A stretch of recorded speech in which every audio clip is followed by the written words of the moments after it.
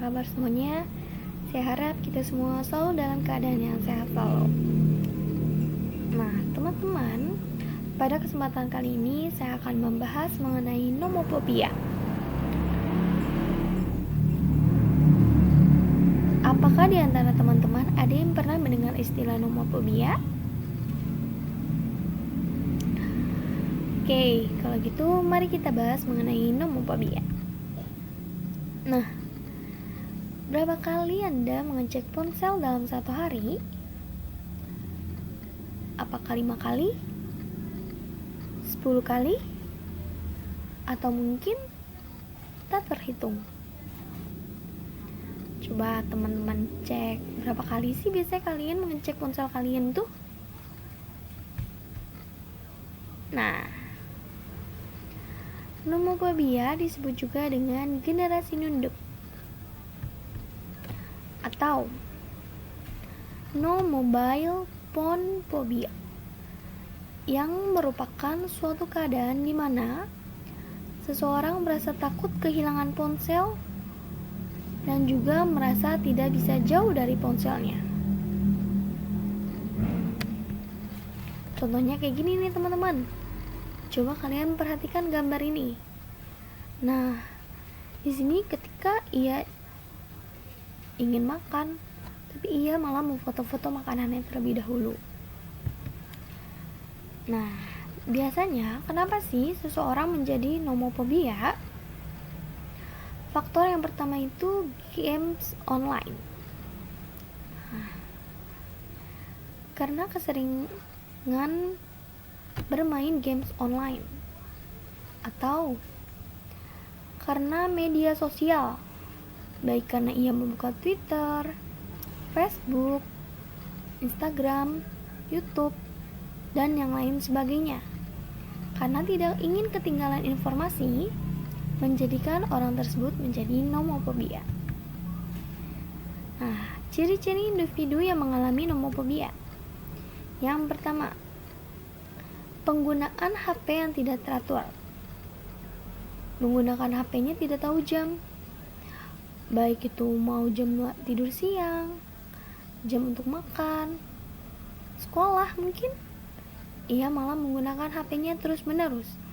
Bahkan ketika sudah jam waktu untuk tidur, ia tetap menggunakan HP-nya, sehingga ia tidak tertidur lagi hingga pagi datang.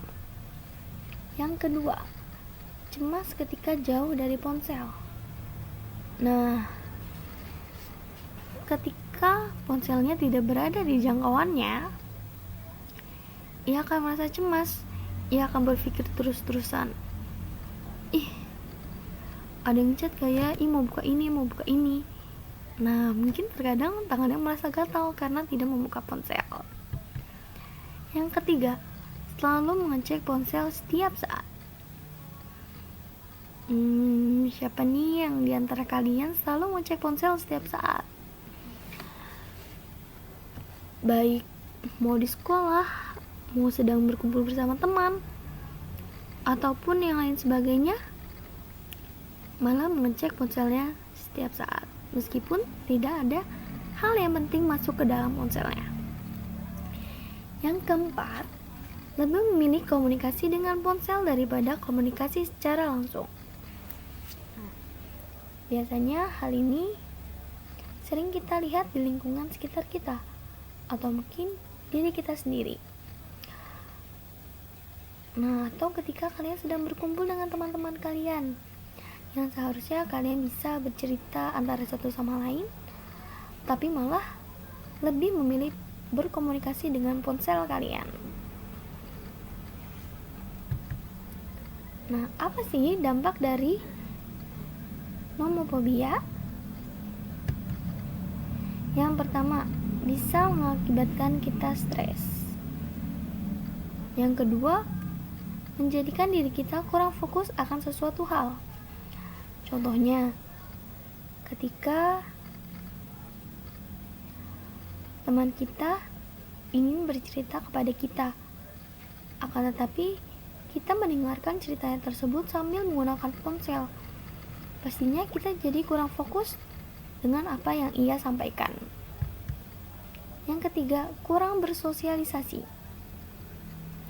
Maksudnya kurang bersosialisasi ini, kita hanya lebih memilih waktu kita dengan menggunakan ponsel dibandingkan menyibukkan diri kita dengan lingkungan sekitar kita. Yang keempat, insomnia. Nah, seperti yang sudah dijelaskan tadi, dia menjadi susah tidur malam karena masih menggunakan ponselnya.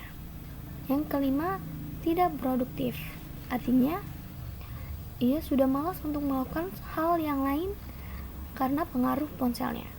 Ia lebih senang baik mungkin bermain game online ataupun membuka sosial media dari ponselnya dibandingkan melakukan hal-hal yang mungkin punya pengaruh baik untuk dirinya. Nah, dampak yang lainnya bikin kita sakit kepala, nyeri leher dan pundak, kesulitan bernafas, nyeri dada, nyeri punggung bawah karena kita terus-terusan nunduk. Seperti itu teman-teman. Nah, kalau yang di gambar sampingnya, ia menggunakan ponsel akan tetapi badannya tegak sehingga tidak akan memberikan penyakit kepada dirinya. Nah, lalu bagaimana sih cara kita untuk mengatasi nomofobia? Yang pertama, coba nih kalau teman-teman lagi dalam suatu kegiatan, nah jauhin tuh ponsel teman-teman. Apalagi kalau sedang berada di kelas, jauhkan ponsel teman-teman dan fokus dengan materi yang guru sampaikan. Yang kedua, mengatur penggunaan ponsel. Misalkan, apakah 3 jam kita menggunakan, setelah itu sudah ketika kita belajar kita menjauhkannya. Ketika jam tidur siang kita berhenti untuk menggunakan ponsel. Seperti itu, kita harus mengatur penggunaan ponsel dengan baik. Yang ketiga, hindari memainkan ponsel pada saat sebelum dan juga tidur siang dan juga sesudah tidur. Yang keempat, no mobile phone holiday. Nah, ketika kita sedang liburan, cobalah untuk tidak menggunakan ponsel hingga liburan kita menjadi lebih berkesan dan bermakna. Yang kelima, atur notifikasi.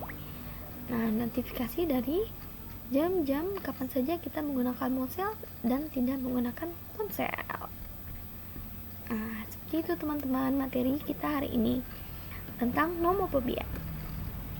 Mungkin baik saya ataupun teman-teman kita masih sering menggunakan ponsel, akan tetapi mari kita rubah kebiasaan tersebut sehingga kita menjadi pribadi yang baik. Saya akhiri materi hari ini. Wassalamualaikum warahmatullahi wabarakatuh.